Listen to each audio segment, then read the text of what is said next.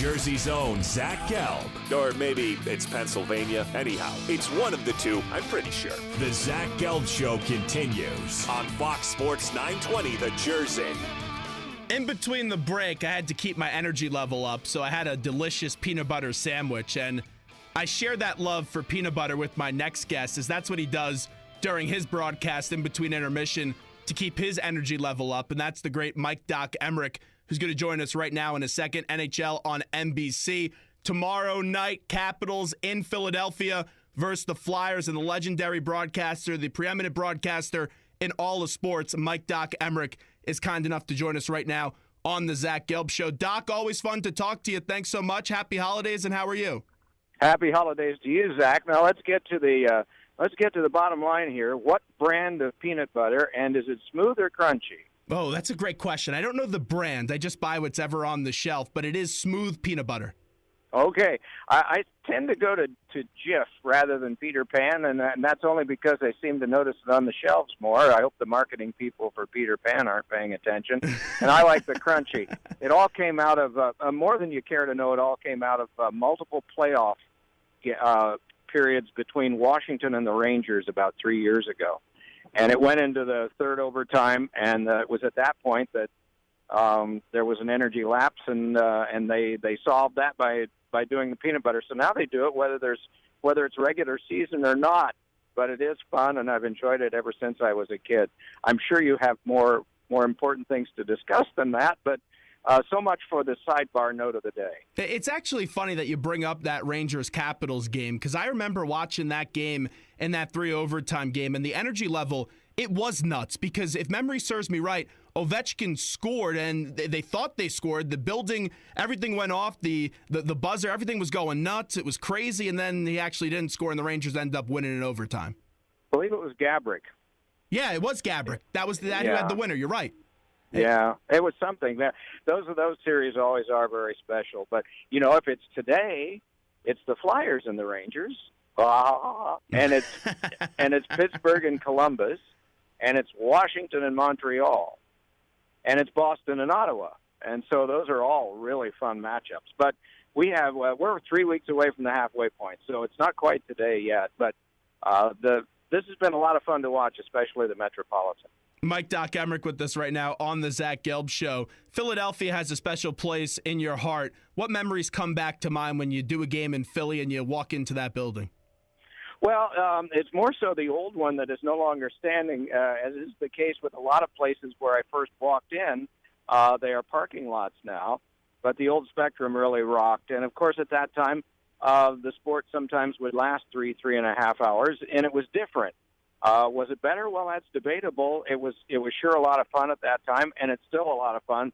The athletics are much greater now than they used to be. The commitment, I think, is equal to what it once was, and certainly the fire and the theatrics were greater at that time because they were permitted.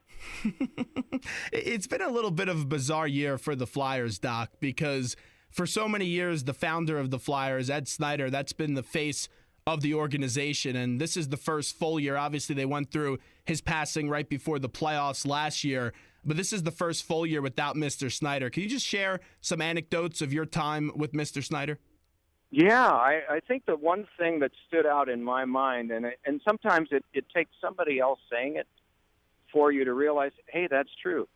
It was Al Meltzer who was on Channel 10 one night, and he said, Philadelphia is a football town, it's a basketball town, it's a Phillies town, and it's a Flyers town. It's not a hockey town, it's a Flyers town. And that may have changed some with NCAA tournaments and college hockey in the area, et cetera, but it has been and always will be a Flyers town. And the reason is Ed Snider knew how to sell.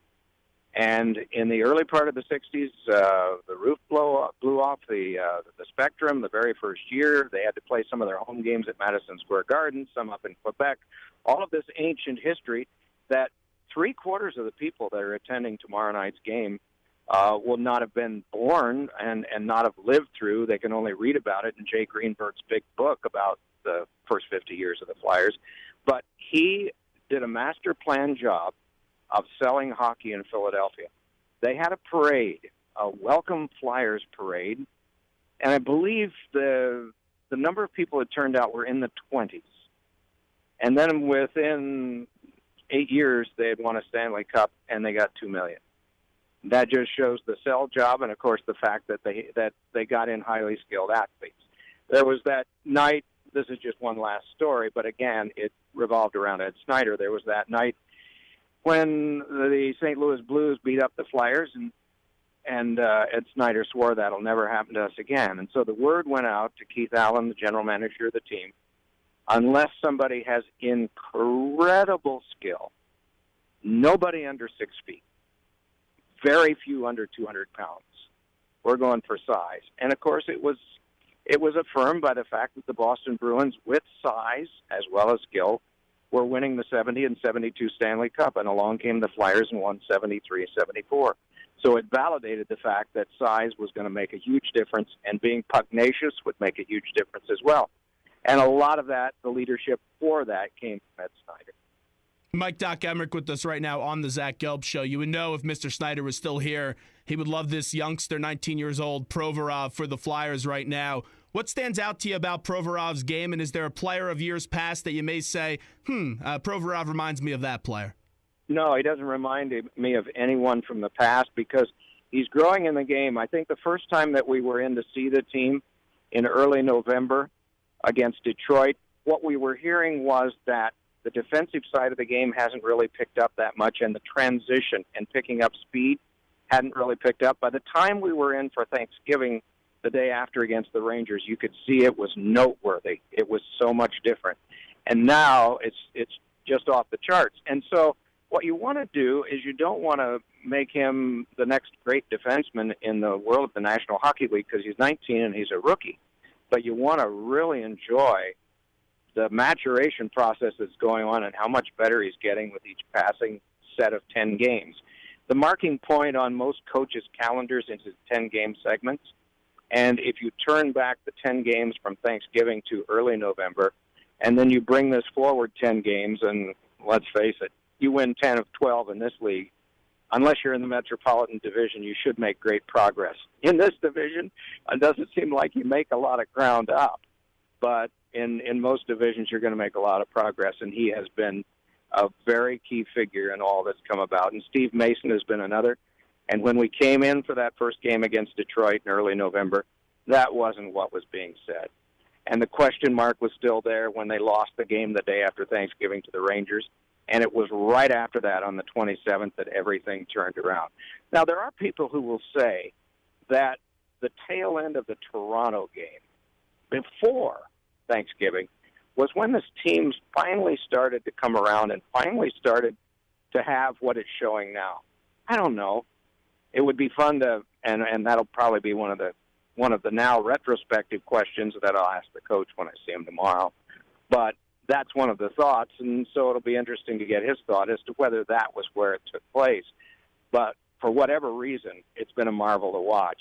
And Jake Voracek, I don't know if it had to be with the birth of his son, but he had 6 empty games until this last miraculous dozen where he's gotten 16 points. And the power play was pretty empty. 2 in the previous 6. Now they've gotten 9 in the last 12 games. So many things are going well, and this is one of the times where, in the pursuit of happiness, Flyer fans need to just sit and be happy. Mike, Doc Emrick with us right now on the Zach Gelb Show. And you're right, there's been so much depth on this team, and they've been playing 4-line deep hockey. You mentioned Voracek. Giroux and Simmons have been exceptional as well. You see the in-between guys in years, like a Braden Shen, also having a really solid year, and then the youth that we were talking about. The guys that is in charge of coaching this team, Dave Hackstall, clearly has a lot of experience dealing with those younger players, and then Ron Hextall has a lot of hockey experience just in general. Just how about that dynamic duo and just the future of what beholds for this organization, because it looks like they're in exceptional hands, Doc. Yeah, I think here's the thing. You know, you look at Hexy, and here's a guy that still leads the 100-year history of the NHL in goaltender penalty minutes. Now, you think some of the pugnacious guys that have played this sport, like Billy Smith, and he has more penalty minutes than any other goaltender that ever played. That's the fire and feistiness that he had. And yet, he went off. He became an assistant general manager in L.A. He ran the Manchester Monarchs franchise, and he learned his craft. And he came aboard, and he learned his craft under Paul Holmgren, and now he's taken over. And I think he, and before Mr. Snider passed, he and Ed Snider wound up being on the same wavelength. And it may not have been traditional Flyers picks and selections that would have had the blessing 10 years ago. But this is a different kind of hockey these days. It's a new era. And Ron Hextall had his thumb and forefinger on the pulse of it. I think he's been brilliant with what he's done. And included in that was the selection of a coach, and at the time of selection, I'm sure there were people in the Delaware Valley looking around saying, first of all, who is this guy? Second of all, a college guy? And third of all, what's he going to do to change things? Well, we've got the answer, don't we? No doubt about that. Mike Doc Emrick with us. A few more questions before we let him run. You take a look at this Metropolitan Division, and like we said, it's just been an absolutely great division this year and been a crazy one when you see the Blue Jackets with 9 straight being in third place right now. Flyers just come off 10 straight. They're in fourth place. You look at that entire division, Rangers with 47, Pittsburgh with 45, Blue Jackets 44, Flyers with 42, and the Caps 41. Just how about this division and some of the other teams that aren't the Flyers and what you think they could do this year in the National Hockey League? Well, I think it's just going to be exciting. And, you know, we don't play as much against the argument that we used to hear, not necessarily in Philadelphia, but in other cities, usually written by reporters that didn't cover hockey and didn't care much about it, that you play an entire season to eliminate 14 teams. You don't. You play an entire season to entertain hockey fans. Now, this is the first time tomorrow that Washington and Philadelphia played, and there'll be 3 more of them. But you just documented the standings. I realize we're only 3 weeks away from the halfway point of the season, but you can't let yourself get left behind, because below Washington, once you get below that cluster of 5 in the Metropolitan, it's an 8-point drop to Carolina. It's a 10-point drop to New Jersey, and it's a 13-point drop to the Islanders. They aren't mathematically eliminated, but they're being left behind. And they have, the Devils and the Hurricanes and the Islanders have all had some pretty good streaks of their own. But they're in danger of being left at the wayside by the halfway point of the season in early January. And so it's going to wind up being a 5-team race. And if you look across the other side, the major battle in the Atlantic is going to be for the 3rd spot, between Boston and Tampa and Florida and Detroit, Buffalo and Toronto. And they're all in a cluster going for the one last spot, because I think it's going to be pretty clear, barring any sort of collapse, any monumental collapse among the 5 iron teams in the Metropolitan, that there are going to be 5 playoff teams coming from that side. And if you're in the Atlantic, you better solidify your position and try and get first or second, because third is going to be a dogfight right into April Fool's Day, the start of the baseball season, and maybe the end of the regular season in hockey for 3 or 4 teams that weren't that bad, but just didn't put together enough streaks early in the season. Doc, you take a look at a team like the Rangers. That's a team that's been battle-tested, had some changes in the offseason, and a lot of people were wondering, well, did their window and their era just close to try to win a Stanley Cup? And right now they lead this division. They have a big game against Pittsburgh tonight. Lundqvist won't be in net. Just how about what the Rangers are doing right now? Yeah, they lead the whole conference, and there's nobody that's got more goals than they have, and that's in the entire league. They got 113 of them, and that's going to be a wonderful game. You kind of wish you could be a fly on the wall everywhere, but thanks to Center Ice, and I don't have stock in the company, but thanks to Center Ice, people can watch those games. When you and when I was living in the Philadelphia area, you know, not everybody had satellites. Most people didn't have them at all. And so you were limited in what you could see. But now, with all of this technology, you can get games on your computer, and that will be a very watched game around North America tonight, and around the world for that matter. I talked to European players, and their parents will watch games on their computers or on television. And I remember Tom Kuhnackel of the Penguins was telling me his dad, Eric, who was also pretty famous as a hockey player in Germany, was watching all the games in the Stanley Cup playoffs, and face-off time in Berlin was 2 a.m. for all of those games. And so he would watch them right to the end. In multiple overtime games, it would be daybreak in Germany before the game ended. But this is a popular sport, and there's a reason for it, and the reason are the athletes who play it. They're really good. They're really good in their communities, and I don't have to tell you that. You see what the Flyers do, not just with the carnival, but with other things they do. And they're just good guys. And you don't find attitudes. The guy on a team that gets looked down on is the jerk. And if you have one, he doesn't usually stay very long. I've been in this 44 years. I think I've met 7. Just amazing. The hockey guy is the best. Before we let you run, as Mike Doc Emrick joins us right now, the sports broadcasting world lost a tremendous person last week with the passing of Craig Sager. We all know that everyone, unfortunately, knows someone that has had to fight through cancer, and you clearly have had your own battle with cancer. Can you just give me a thought about the passing of Craig Sager? Never met him, and I'm sorry that I did not, but I have listened to the eulogies and the way that he has been spoken about, and it makes me regret even more that I didn't meet him. But I am glad that he had the kind of life that he did, and he made an impact on people that won't be forgotten. None of us get out of this. We all wind up leaving at some point or other. And the only thing that you can hope is that you made a positive impact on people. And from the sound of everything that I've heard, Craig certainly did that. It's just unbelievable. I've never met him either, but just since he's been in your home for all those years, watching NBA games, and just with his jovial personality, we all felt like we did know him. To end this interview, though, on an upbeat note with Mike Doc Emrick, since I just think you're the best broadcaster there is to ever do it. You're so intelligent, and I love how you have 1,000 synonyms for the word pass. Just tell me a little bit, as you take a look at your career, just what it means in your spot right now, doing it for a long time, just being the voice of hockey and being that voice that everyone thinks about when they think of the word hockey. Well, people will often say this, that their life changes when they have cancer, and for me it was 25 years ago. And yet, in my case, it's probably an overstatement, because there are days that you take it for granted and you forget that you had that. It does help you appreciate, I think, more, especially as you get older in life, that you've had so many blessings along the way. And more importantly, we had so many people that have helped you along the way. And so I undertook a letter writing project like snail mail, and you actually go to the post office and buy stamps. And the only thing that slowed me down on it was trying to get snail mail addresses on people, because the idea is a surprise.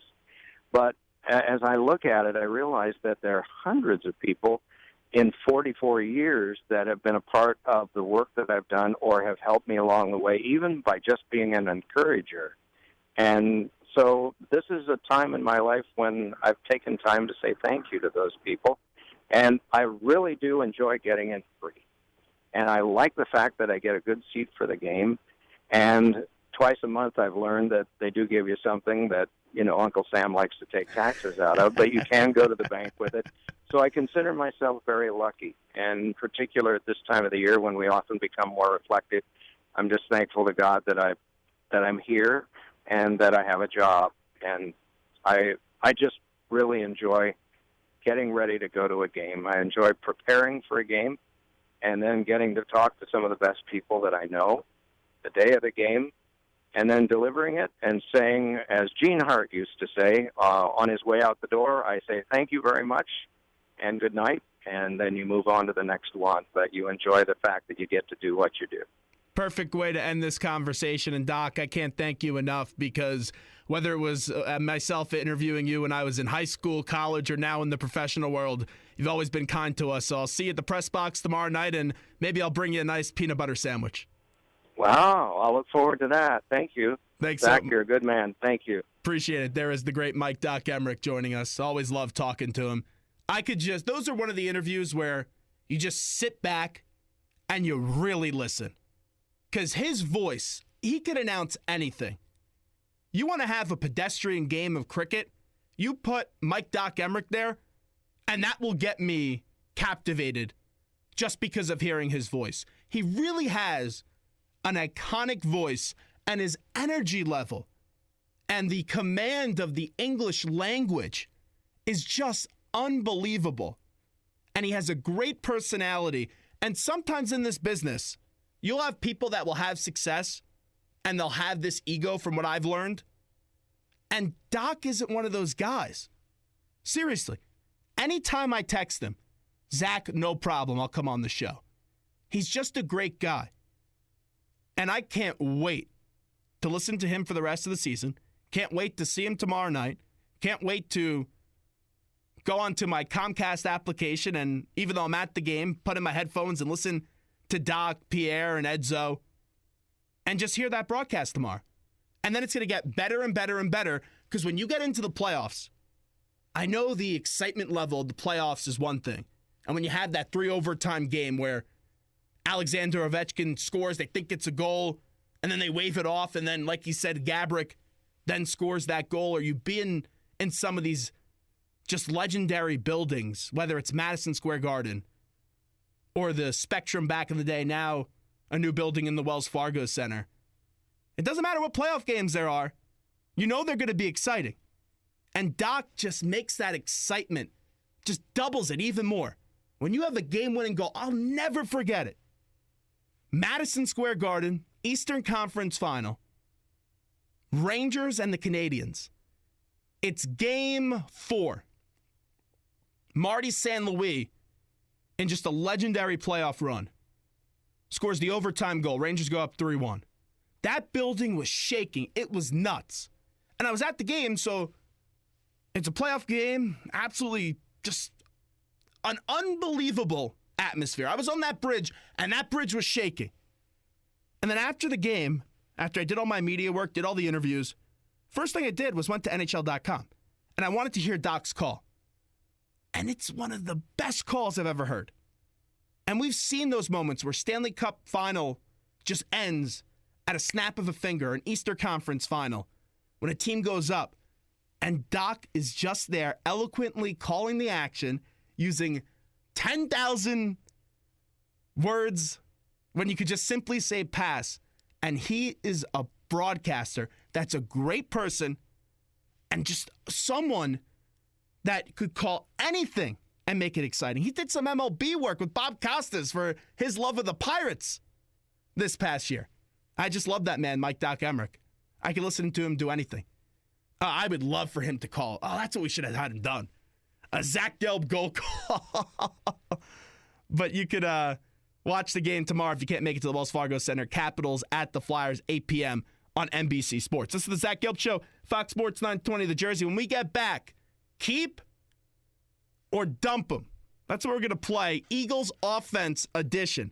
Who they keep, who do they move on from in the offseason? Zach Gelb Show time right now in the Princeton Orthopedic Associates Studios, 542. We'll take a quick break, and we'll be back right after this on the Zach Gelb Show as we roll along.